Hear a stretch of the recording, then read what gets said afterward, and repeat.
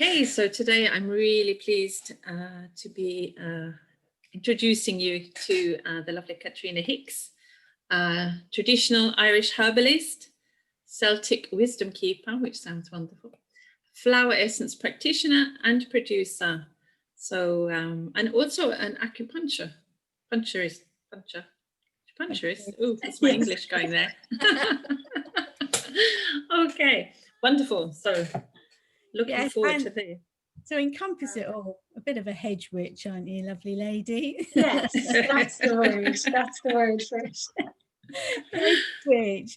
Now, just to follow on from Fiona, welcome to having a lovely conversation with us about the art of being kind to yourself. And I know you've got many words of wisdom and tools that people can possibly use to actually be kind to themselves. But before we launch into that, tell us a little bit about yourself. How have you always been a hedge witch from you were a little girl? Well, I suppose I probably was. Like, I've always been, like, I lived in a place called, it was just an estate, nothing fancy, but it was called River Forest. And so I had a river and a forest quite close to me. And so I spent an awful lot of my childhood out in nature. And quite possibly most of the time barefoot if I could. We spent a lot of our time as well in Wexford, which is in the southeast of Ireland. We had holiday mobile home down there, so we spent a lot of time down there. I was outdoors all day, every day. I was the kid who was jumping in the puddles with my bare feet, you know, even if it was raining, it was like, I'm out there. Where is she? She's in a puddle somewhere, you know. So there was always that connection to the land and always that connection to nature. But it wasn't until actually probably around my 30s, like around my 30s that I became interested in aromatherapy, and that kind of brought me on the plant path, with studying flower essences then, and then herbalism eventually. But yeah, I have been a holistic therapist for 21 years, maybe 22 years, something like that. I started off with I always I'm just one of those caring people anyway, so I wanted to do something that would help people. I ended up doing a degree in sports therapy, and that's how I got into this game. I did that for a couple of years and then eventually trained as an acupuncturist, and that kind of brought me down the road of the more energetic side of things and the more holistic side of things, and from there on kind of went on to kind of the plant path and learning all about herbs and stuff like that. So yeah, that's how I got here. and bringing that into the way you live as well, because I know you know your life is very centered around the herbal side of things and the making of the products and the tuning in with, you know, with all the, you know, I will call them divas, but goddesses and all sorts of other kind of help, because we have all that out there, don't we? We have all these other ancestors and all sorts that are there to So I kind of when I came onto the herbal path, my teacher, our school was called Bridget's Academy of Healing Arts, so it was all to do with, you know, the Celtic connection and the Irish connection to the plants, because we have a rich history of herbalism in Ireland, but it's like everything else, like, you know, the pharmaceuticals have taken over, you know, modern life has taken over, and we've forgotten those ways, we've forgotten where they came from. And, you know, we have so many wonderful herbs literally growing in our gardens and we don't even know that they're there. And from that then I kind of ended up then learning more about you know, Celtic wisdom and what our ancestors did and following the wheel of the year, and yeah, it's kind of become kind of life now. It just is. And it's not like, oh, this is my life and I, you know, I'm off doing that all day. I mean, I have 3 kids, so 2 teenagers and a 10-year-old. Like, this is not like, you know, all day, every day stuff. No. It's that like one of the biggest lessons that I got from my herbal teacher was to bring the sacred into the mundane. So no matter what we're doing, we can still be grateful, we can still be thankful, we can still see the, what else is out there within, maybe doing the school drop or things like that. It doesn't have to be, we don't have to move ourselves out of our normal lives to do that. No. It's a beautiful concept, isn't it? Yeah. Bring It the is. sacred into the mundane. It's a lovely saying, isn't it, to bring the sacred into the mundane, because that's something that everybody can do, and I suppose that takes that even a bit further out. The philosophy about what if you're going to do something, you're going to, if something is worth doing, it's worth doing well. And so we always associate that with that saying, if something's worth doing, it's worth doing well. It's more in the yang energy and more in the male, and and the actual doing and the giving. But in reality, if looking after yourself, if it's worth doing, it's worth doing well. And that is using your skill set and your gifts, and we've all got that. But it's all about, for me, it's all about being in the moment as well. So being focused on, to doing something really well.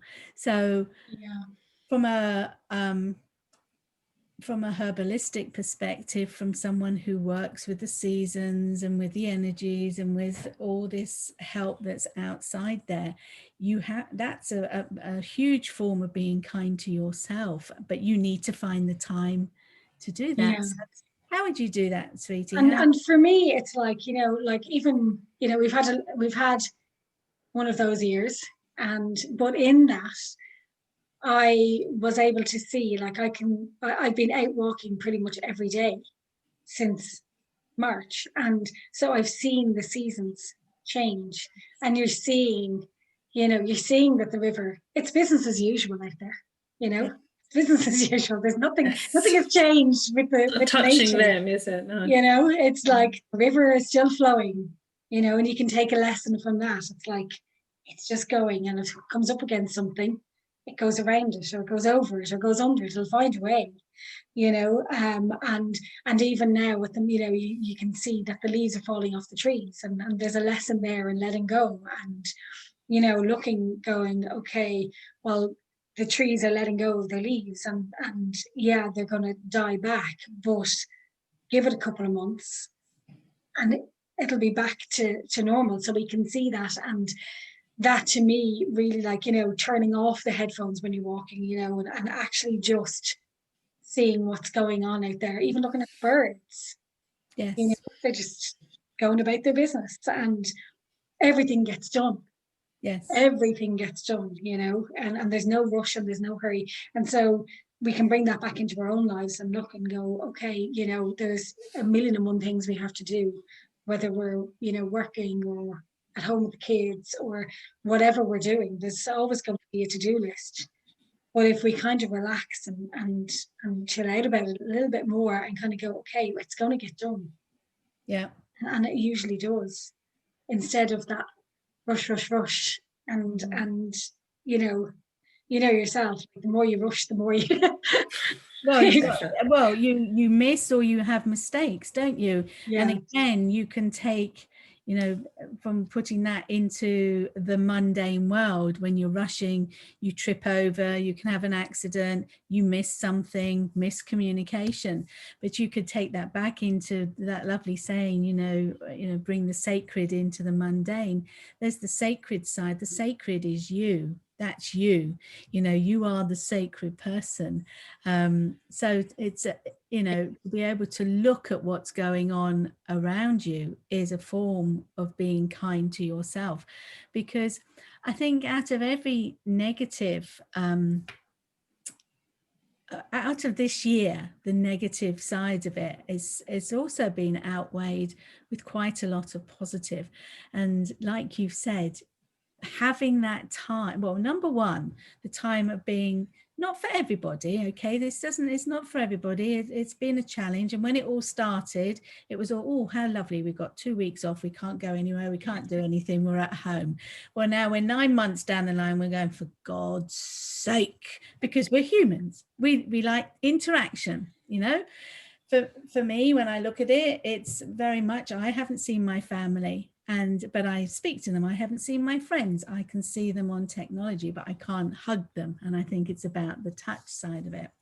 So I think for from your perspective, you know, how, and with what we're talking about here, the art of being kind to yourself,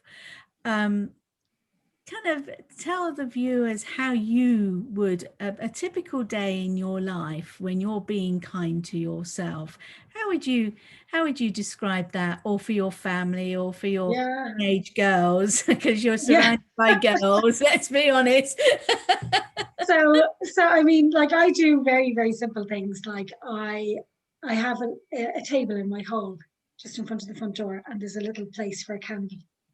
And when I wake up in the morning, that's usually lit, and I like that, and it kind of brings that kind of sacredness, that niceness into the house. And then, like, there's always an aromatherapy something going on here as well, because I love the smells, and that again, it brings it into that, like, you know, if you're talking about being kind to yourself, it's like, well, I want my environment to smell nice, and I want it to feel nice. And if you go beneath that, like, all aromatherapy has some sort of a health benefit.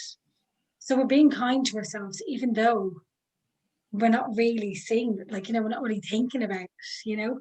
And then, like, things like herbal tea, like, I am crazy about herbal tea. I absolutely love it. And when I started on the plant path, like, we took a lot of tinctures, you know, and they're made kind of like in alcohol, and it's kind of like, you might have a small little dose down the hatch, and that's it.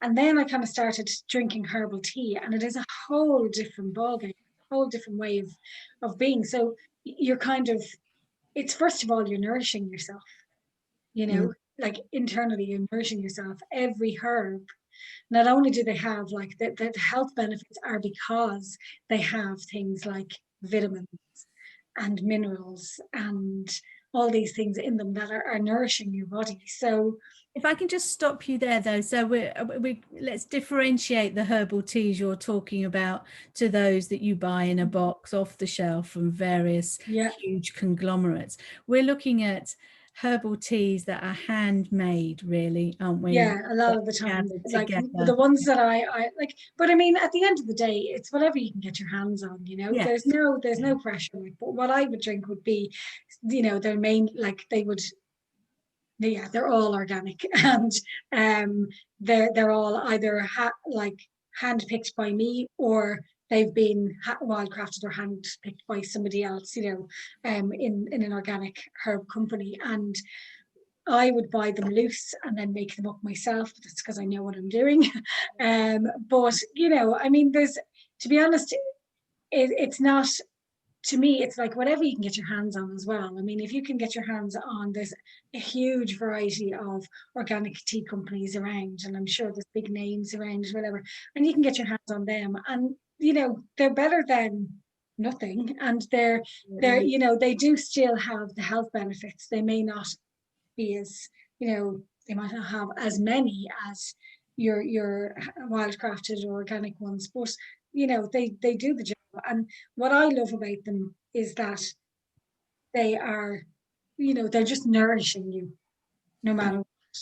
But it's the process as well, isn't it? I remember we spoke to Amy Murphy-Watts in our first conversations, and of course, which was navigating through, you know, emotional uncharted waters. And she is a tea maker. She makes her own teas. And she was talking about the fact that the very act of making a cup of tea, whether you're putting a tea bag in or whether you're putting a scoop of homemade, you know, loose leaves of any sort into a cup, for probably from the beginning to the end, you're looking at about probably 5 minutes, but that is 5 minutes when you are in your zone. You are being kind to yourself. Yeah. To just switch off, isn't it? It's You know, about and it's one of those Sacred things. moments, aren't they? Yeah. sacred Yeah. moments. Yes. You're doing it consciously. I think. Yes. Yeah. And like, I think it's like even culturally, you know, even the kids know I'm having a cup of tea. Yeah. And then they're like, oh, okay, she's having her tea, leave her alone, you know. So, and even like, you know, a partner, a friend, I'm having a cup of tea, you know, that kind of thing. Like, it's like I'm having 5 minutes to myself. And, you know, one of the things that I like to do is if I'm sitting down with the cup of tea, I'm checking in with myself, like, how am I? You know, how am I in my body? And how am I in myself? Like, how do I feel right now? Because it's a time where we can bring that, like I said, the sacred into the mundane. Like, you're just having a cup of tea, but you can check in with yourself and be like, okay, where am I? Like, what's going on for me today? And it's that really nice way of just checking in with ourselves, seeing how we are. And then there's a lovely thing that I started doing not so long ago, where it's called allowing. And it's like a little game that I kind of like, I got it from somebody else, and like, it's like a little game, and it's like you're sitting down having a cup of tea, you've checked in, you know, I'm feeling whatever today, and then it's allowing and saying, I'm allowing anger, I'm allowing frustration, I'm allowing feeling boxed in, I'm allowing feeling stuck, I'm allowing feeling happy, I'm allowing, you know, joy, all these things, anything you're feeling, it's like you're bringing it up, you're letting it out, you're saying it, I'm allowing it. You don't have to do anything, you don't have to fix it, you don't have to, like, it's just, this is how I feel, this is the way it is, I'm allowing it. And it's okay. It's okay. You know, and while you're having your lovely cup of nourishing herbal tea and you've checked in with yourself and you've allowed, I can guarantee you're going to feel better after it. You know, and that's being kind to yourself. And how long does that take, more or less? It's 5-10 minutes at the most, if even. Exactly. If even. And you can do it, like, no matter what's going on. Like, if there's people around, if there's kids running around, you can still do that, because you know, you can still find some time to do it. Or, you know, it might be that you do it before you go to bed or whatever, you know. It's just that sitting down and actually just saying, okay, I'm giving myself this time because and I'm not trying to around them. This is my 5 minutes of sacredness. And I'm not trying to fix it, or I'm not trying to, you know, not, because sometimes we're kind of like, you know, I'm feeling really bad, and then we start the self-talk of, oh my God, I can't believe, I should be more grateful, I should be this, I should be that, I should be whatever. Yeah. Well, no, if you're going to be kind to yourself, then you can't be giving out to yourself at the same time. So it's like that, allowing yourself to feel whatever you're feeling, and you know, not trying to fix it or change it in any way, you know. I used to do that, you know, when you're kind of looking at things, and you always self-talk yourself, don't you? You always say, there's always someone worse off than myself, you know, there's always someone worse off somewhere. And I can remember I was very bad at doing it for myself, but someone would say it to me and say, well, I shouldn't be feeling this because there's all, you know, there is someone worse off than myself, or you've been through this, or, and I used to say, but yes, but it doesn't make your lot any better. What you're going through at the moment isn't going to get better just because somebody else is worse off than you. You know, that's makes you feel worse, actually, doesn't it? Because you feel guilty. Absolutely, you feel guilty. So even with when you're feeling positive about things, sometimes we can feel guilty. In sad situations, we might be thinking, well, actually, for whatever reason, I'm feeling happy in myself, or I'm feeling contented, and maybe I shouldn't be feeling contented, or, you know, my view on things. So to be able to allow yourself, because only you It's only you know, you have one body to live in. That is yours. Nobody else lives in there, just you and your multiple ancestors that you were beforehand. But that's a different story. For now, it's just It's Leave getting that a one bit for another crowded. time. It's getting crowded in there, you know. But there's only you in there. So only you can take care of your mental health and your physical health. And, you know, being kind to yourself from my perspective is, you know, someone coming in and you're going, well, actually, I don't need that. That's not mine to take on board.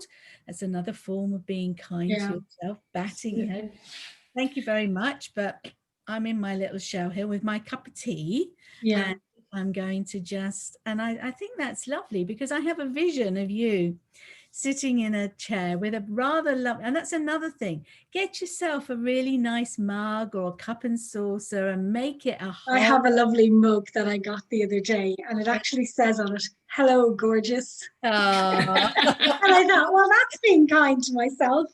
And I have another one that says "Rise and Shine." So, and at the moment, I'm drinking out of this because I didn't want it to go cold.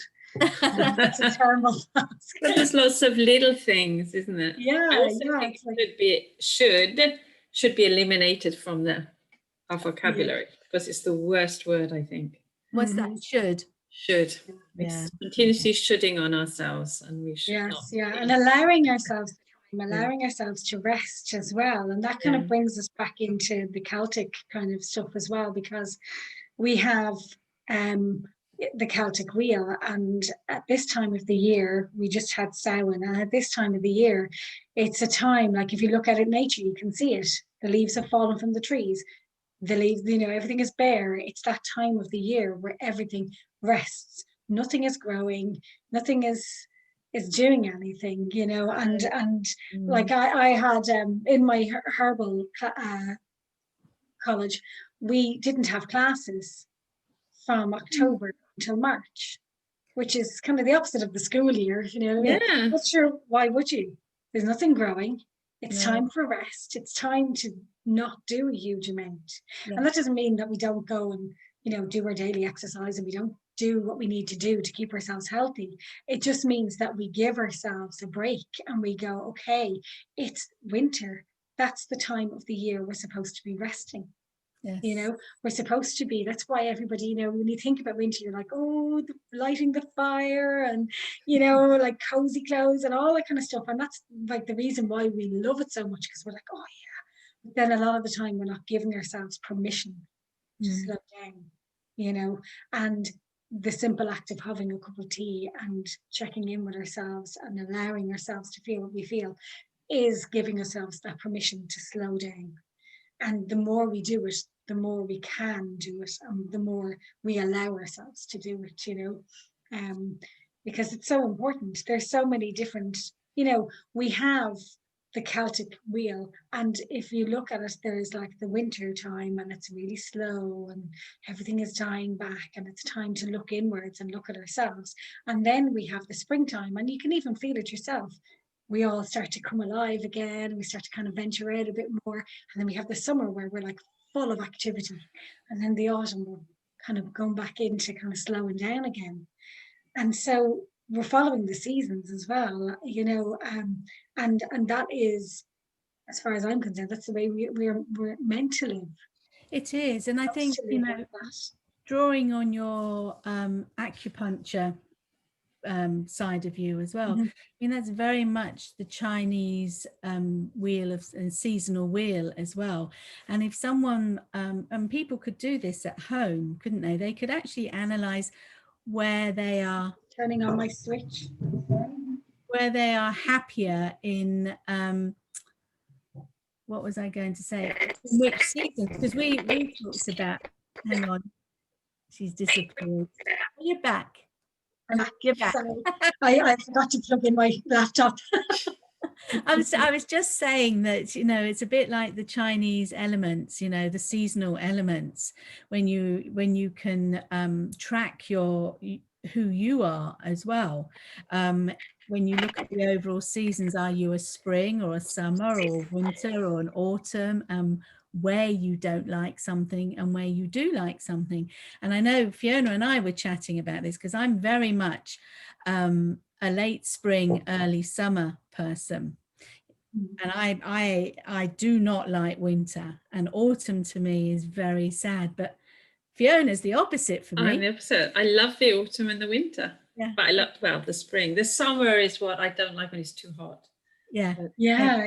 And I I've do kind of love come to autumn love and them winter. in their own way, because I've been following the seasons and you know, for years now, and I've come to really embrace every season, Yes. you know, and enjoy it for what it is. Because now I kind of like, right now I'm like, oh, this is great. Like, I get to relax. I get to do nothing. If I want to do something, you know, I don't have to do anything. And, you know, like, and then I feel myself like in the summertime, I have so much more energy as well, Yes. because I haven't used it all year round, you know, and I'm ready for the next season when the next season comes along. So I You know, think, because I'm living with it. people that are watching, obviously, you know, like yourself, even though they've got kids and they've got busy lives, and we all need to earn money all the year through because that's our form of living and running our bills at home and stuff. But I think, you know, listening to you, this is a bad time of year for me and my husband in our business time. We're seasonal workers, you know, and so the winter doesn't bring much money in at all. Whereas in the past, I would have been thinking, oh my goodness, you know, this is a bit of a squeaky bottom time, you know, when you think, oh my God, no money coming in, no, you know, stuff like that. I now look at it and think, well, that's okay, because what that's doing is freeing up my time so that I can actually do something that nourishes me. And in my case, it's doing some more learning to do a diploma in colour counselling and healing. So that's allowing me to be kind, to bring in something else.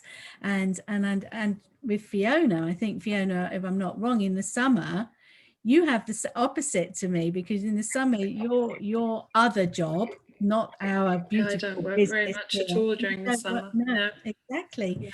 Yeah. It's being allowing yourself to go through that season and knowing that at the other end you're going to come back out again. It is a cycle, isn't it? It's a, you know, a wheel of life.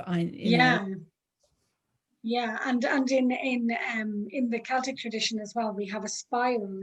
It's not really, it's not like we follow the wheel of the year, we follow the sun around, but we also have the spiral, and so you will come back to the same place every year. Like, you'll come back to the winter time, you'll come back to the summertime, but you'll be a different person with a different perspective, and Yes. you know, you'll know more, or you know, things like that. So this kind of like this style of living, or following that kind of way is more about allowing it to happen as well. That like, you don't have to know everything, you don't have to do everything this year.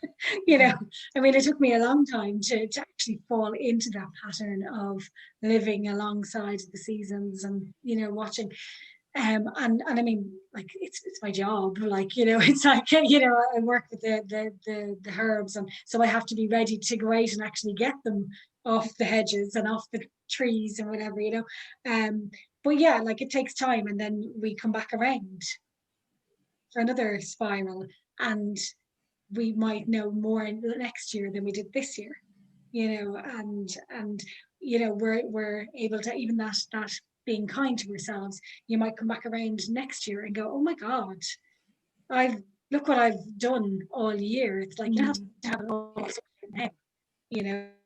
And that's, again, being kind to ourselves and letting ourselves be Just okay. looking back and acknowledging what you've done and what you've achieved. And yeah, it's a lovely, I think it's kind of a freeing concept. I don't know, when you were saying all these things, I think, yeah, that's really interesting, right? You're concluding something and ready to go off again. Beautiful. Yeah, I mean, yeah. I want to go back to the very beginning when you started there, Katrina, which was about the fact that when you get up in the morning, you light a candle. I'd like to know why it's down by near the front door and if that is the place that it should be, and and also the aromatherapy, from an aromatherapy, in case there's someone at home who has these particular oils around, what you would perhaps suggest to have in a diffuser or in your home in a bowl for this time of year, for the winter time. Okay, so the reason I have it at the front door, it just happens that there's a lovely little table there.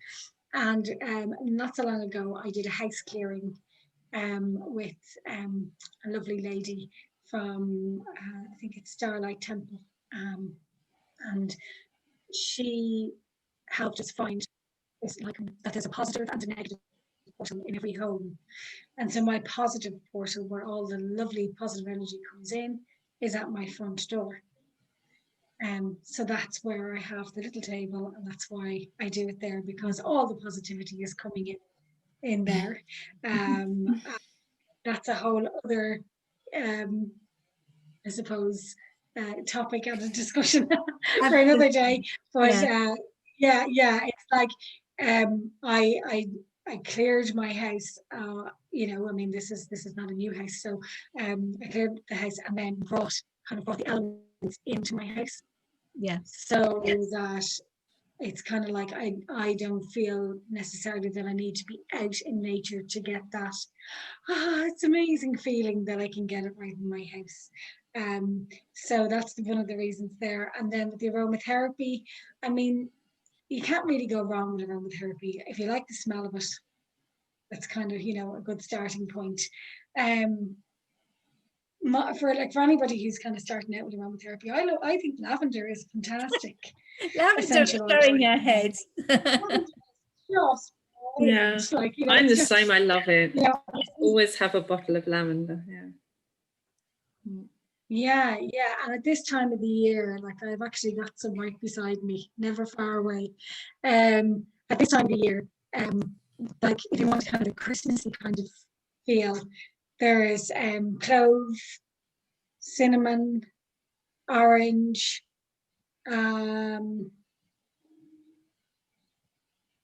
what else? Yeah, them ones make that kind of, that Christmassy smell that everybody likes. And so them, like clove, orange, cinnamon, nutmeg, so that ones make really nice well. So they can be, and you can even buy them in, like, kind of blended as well. If you're not like really into buying all of them separately, it's a nice one to have. And then things like the citrus oils, they're nice as well, because they're bringing in that, like, if you're the type of person who doesn't really like the winter so much, and you're feeling a bit like, I'd like that kind of summery feel, or that summery smell, or whatever. Like, the citrus ones are nice. Like, so there's lemon balm, or lemon, orange, lime, and then there is, lemon balm is Melissa, the other name for it, and that is actually really good for seasonal affective disorder. So it lifts the mood and brings in that. So I'm a bit of a citrusy type person around this time of the year. And then the things like eucalyptus. Eucalyptus is really good. There's huge amount of studies on eucalyptus, like, it kills streptococcus in the air. It's really good for, virus and things like that. So for, not maybe being the main smell that's going around the house, but blended with other ones, it's kind of like, colds, flus, things like that. They're probably not going to last very long in the atmosphere. So no, that's a good. Eucalyptus is an antiviral, and whilst we're not doctors on here at all, but we're all a bit of a hedge witch. I think all women are in some form or another. And thyme is also a really good one. Yes, so in your food as well. if you have some thyme herbs on your food, and because you can bring in all your herbs as well. Again, that's Absolutely. the nourishing yourself, isn't it? It's the adding to your everyday food and looking at the different herbs and smell them. I mean, everybody can go and buy a pot of herbs somewhere and just smell them. And some of them you think, yeah, I like that. And others you think, I don't like that. Well, that's another story for another time if you don't like it, and we could talk for hours on that. But it's another form of bringing that nourishment, bringing that kindness into your everyday life, into your family. And it's a great time of the year as well. A Yes. great time of the year as well. We're into winter cooking anyway, where we're having stews and casseroles, things like that, where you can put all that goodness into the food, into the dish, without having to separately eat it, I suppose. So like there's so much we can do for ourselves to be kind to ourselves. There is. And I know before we go off and before you disappear, because you are giving a lovely free gift, but the free gift is around your lovely ranges of flower essences, and it is. just give us a little bit of a Yes. flavour of what your flower essence is all about. Okay, so my essence range is called Danu Essences, and Danu is she is like kind of like the Irish or the Celtic name for Mother Earth. So she brings with her, the abundance of the earth and the all that as well. And so the essences I make are shamanically made in ceremony. So I connect with the goddesses of the Celtic tradition. And I would call them, they are the goddesses of the Tuatha Dé Danann. And the Tuatha Dé Danann are what other people would know as the She or the fairies. And so there's a huge long history of that here in Ireland, and magically somehow I connected with them, and so having learned about flower essences years ago, this energy started to come through, and so it's a very high vibrational energy. And so the if you know anything about flower essences, I can't go into it here, we'd be here all day, but the energy is there in the essences. And so the essence I've chosen is one called Flourish, and that was made with Danu herself, the mother of the tribe, basically, who has that abundance, who brings that, so it can help you flourish in life. That sounds lovely, and I think beautiful. that underneath this lovely chat with you will be the link, and obviously your website as well, and Facebook, where people Instagram, whatever you have. That's great. Oh, I really enjoyed listening to that. And I think Fiona will probably agree with me. There's a common theme running through all our chats, isn't there, Fiona? Yeah, absolutely. Yes. About being kind to yourself. Lavender obviously wants to rear her head all the way going, hello. Again, multiple times. Other people have brought her to the foreground as well, bless her. But it's all about, it's being kind to yourself doesn't cost money. I think that's what we're trying to show people, it's like just being a little bit kinder to yourself in your self-talk as well, in how you wouldn't speak to some of your friends or your family the way you speak to yourself sometimes. Absolutely.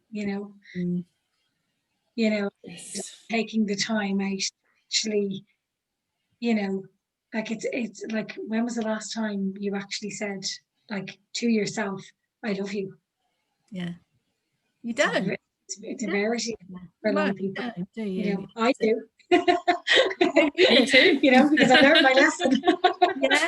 And And there's somebody else in your family who also has heard you, because you asked the question, what does being kind to I yourself? did. I asked my teenager, she's 17. I said, what is being kind to you? What's like, tell me what could I talk about here, And she said, well, you have to be like nice to yourself. You have to talk nicely to yourself, and you have to be kind to yourself, And I thought, well, I must have done something good, something right. And my 17-year-old is It's wonderful at 17 to say that, isn't it? It's probably one of the worst ages, I think, isn't it? It is. Yeah, and it's like, it's just beautiful. being able to, it's not something you have to do all day, every day. I mean, you can if you want, but if you can at least do it once a day, I love you. And, Well, when you go in the along. bathroom first thing in the morning and you see yourself in the mirror, and instead of thinking, oh my God, just go, hello, gorgeous. Start your day. My cup of tea. Oh, thank you very much, Katrina. That was lovely. Thank you very much. Thank you very much for sharing your me. wisdom with us. Yes, fantastic. Okay, so as we said, everything will go under the video, so everyone will be able to connect with you and find out more. Okay, that's great. Thank you. Thank you very much. Bye. Bye. Bye. Bye. Bye. Bye. Bye.